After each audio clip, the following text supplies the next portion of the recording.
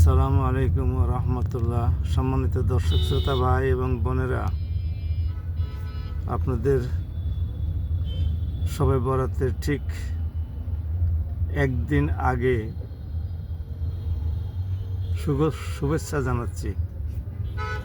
আগামীকাল রাতে শবে বরাতের দিন। এ সম্পর্কে একটি হাদিস আছে। রাসূলুল্লাহ সাল্লাল্লাহু আলাইহি সাল্লামকে একদিন মা আয়েশা রাদিয়াল্লাহু আনহা অনেকক্ষণ ঘরে উপস্থিত পান নাই। তারপরে উনি মদিনা শরীফের রওজা পাকের ঠিক পূবের পাশে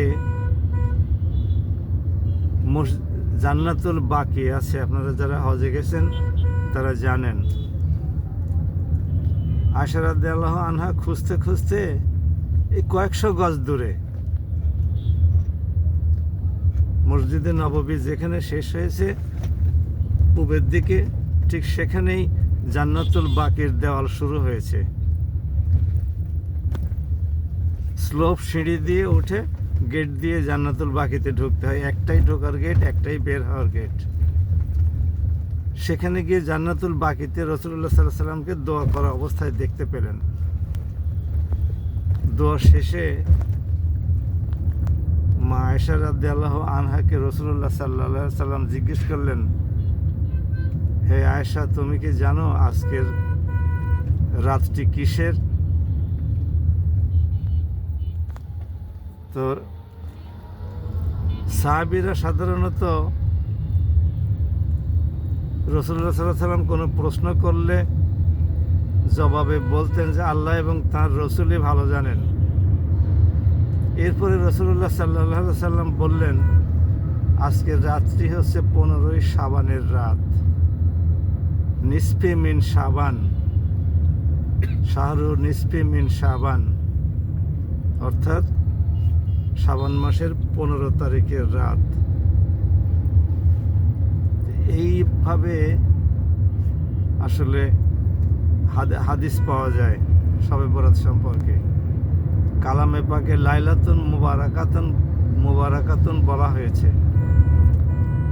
কিন্তু শবে বরাত সম্পর্কে সুস্পষ্ট কোনো আয়াত কালামে পাকে নেই। কিন্তু শবে কদর সম্পর্কে লাইলাতুল কদরই তো নাজিল, সূরা কদরই তো নাজিল হয়েছে। সেখানে লাইলাতুল কদরের কথা উল্লেখ আছে, যেটা রমজান মাসের 27 তারিখ হয় বলে আমরা সচরাচর ধারণা করি। তবে 21 থেকে 29 এই বেজোড় রাতগুলোতে শবে কদর অনুসন্ধান করতে রাসূলুল্লাহ সাল্লাল্লাহু আলাইহি সাল্লাম নির্দেশ দিয়েছেন। সম্মানিত ভাই এবং বোনেরা, আপনারা যারা পারেন তারা আজকের দিনটা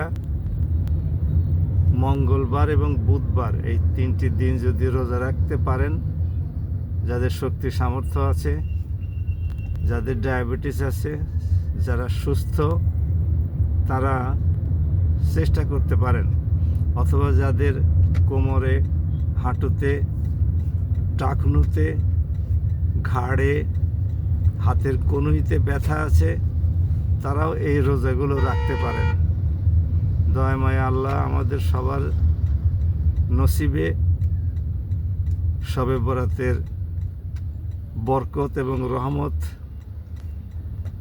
নাজিল করুন, নসিব করুন, দান করুন। শবে বরাত আমাদের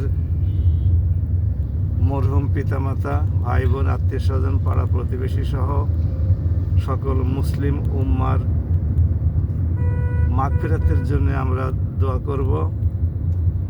আমরা যারা জীবিত আছি, স্ত্রী পুত্র সন্তান সহ, নাতি নাতনি, ভাই বোন, আত্মীয় স্বজন, পাড়া প্রতিবেশী, সকল মুসলিম উম্মা সহ তাদের সবার জন্য ইনশাআল্লাহ দোয়া করব। আসুন আমরা দেশ এবং জাতির সমৃদ্ধির জন্যে আল্লাহর কাছে কায়মানো বাক্যে প্রার্থনা করি।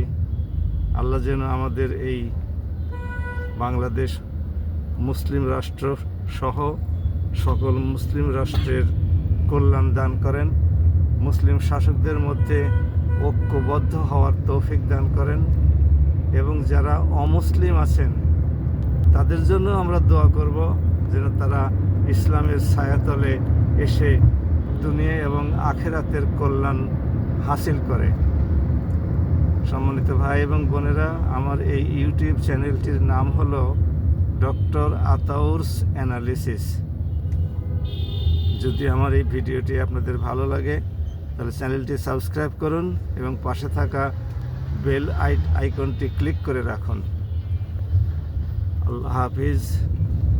আসসালামু আলাইকুম। বাংলাদেশ জিন্দাবাদ।